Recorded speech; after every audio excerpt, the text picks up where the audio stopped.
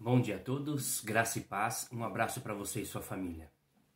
A visão da guerra é sempre trágica, é tragédia após tragédia, calamidade, destruição, morte, o horror maior possível que você possa imaginar.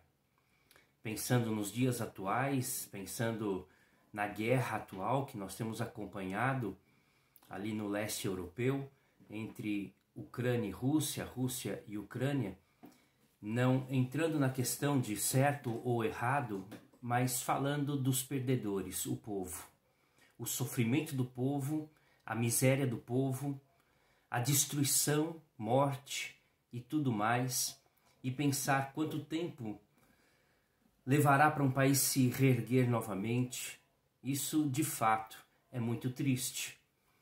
Mas a palavra de Deus coloca também cenas de guerras e podemos imaginar coisas realmente grotescas. Como lemos aqui em Lamentações capítulo 4, a partir do verso de número 4, aliás, todo o livro de Lamentações é, de fato, o choro pela invasão babilônica a Jerusalém, a destruição de Jerusalém. É a visão do profeta mostrando o que estava acontecendo, como um repórter, como alguém que estava ali lamentando e mostrando a dor do povo e realmente colocando diante de Deus a sua tristeza, a visão que tinha.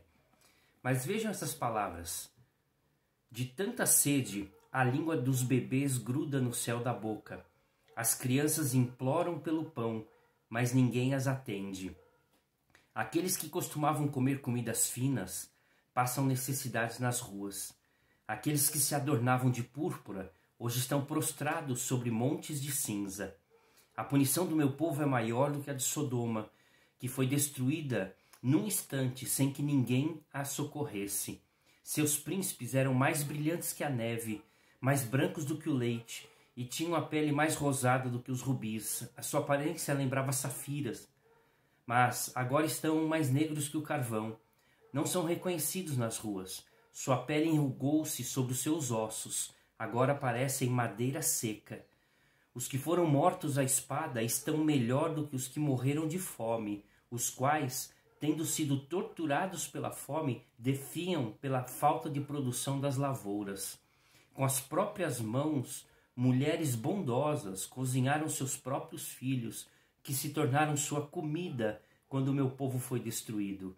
O Senhor deu vazão total à sua ira, derramou a sua grande fúria. Ele acendeu em Sião um fogo que consumiu os seus alicerces. Apenas um trecho para a gente pensar o horror da guerra, da destruição, da catástrofe, da calamidade que assola um país que é invadido e destruído.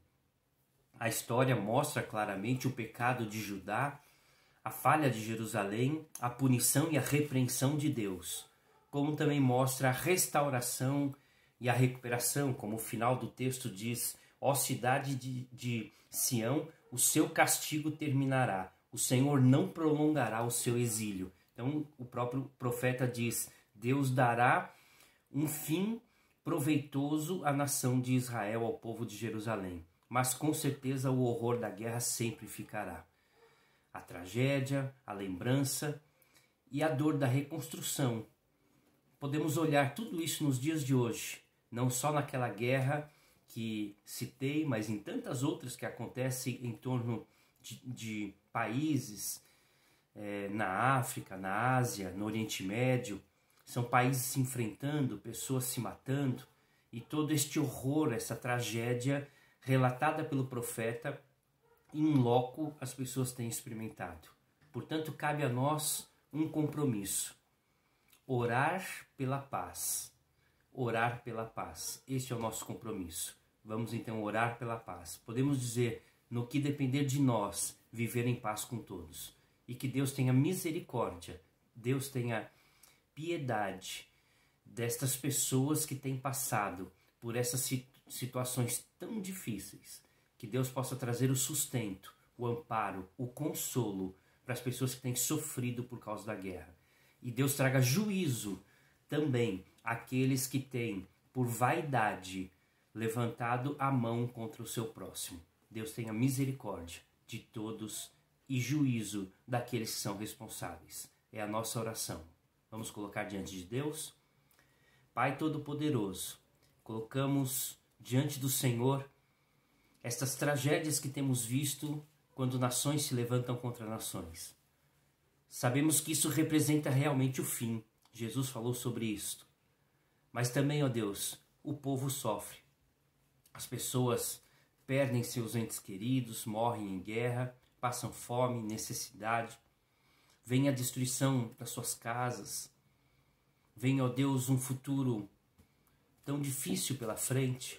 Tenha misericórdia do povo, Pai, que sofre, que vê suas casas incendiadas, bombardeadas, derrubadas, que vê suas famílias serem separadas, a necessidade de fugirem quando não morrem. Tem piedade, Deus, misericórdia deste povo.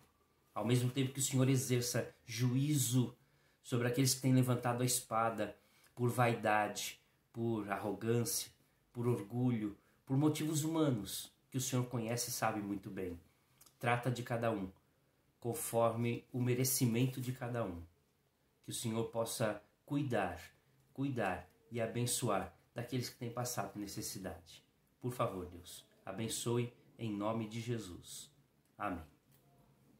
Compartilhe conosco nas mídias sociais, no Facebook, no YouTube, Igreja Presbiteriana de Utinga, e também no Instagram, ipb.utinga.